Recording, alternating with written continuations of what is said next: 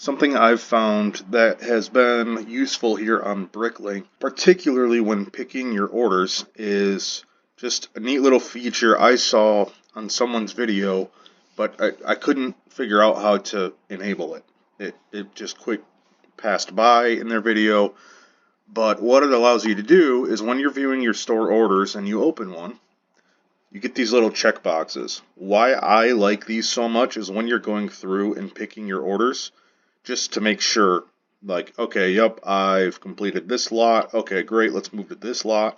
You can work down your list. But by default, these are not enabled, and I could not for the life of me figure out where you have to go because it's hidden pretty well. So once you're in one of your recent orders, you need to scroll to the bottom of this page, go to My Settings.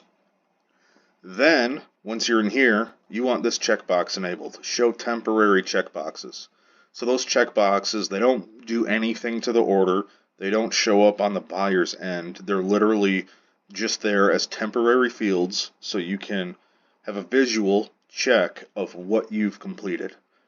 That I know is a small detail, but a huge quality of life piece I found.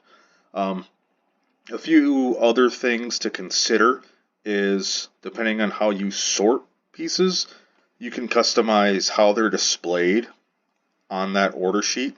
So I prefer this organization method: category name, item name, color name, comments.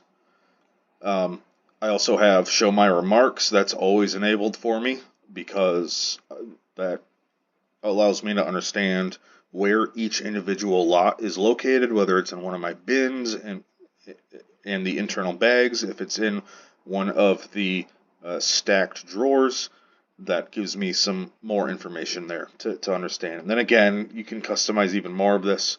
I'm also even probably going to do show item weight because this can give me, as I'm working through, an estimate ahead of time of what I can expect this entire order to weigh before I even get to the point of actually completing it. Once you're done, just hit Save Settings, and that's it.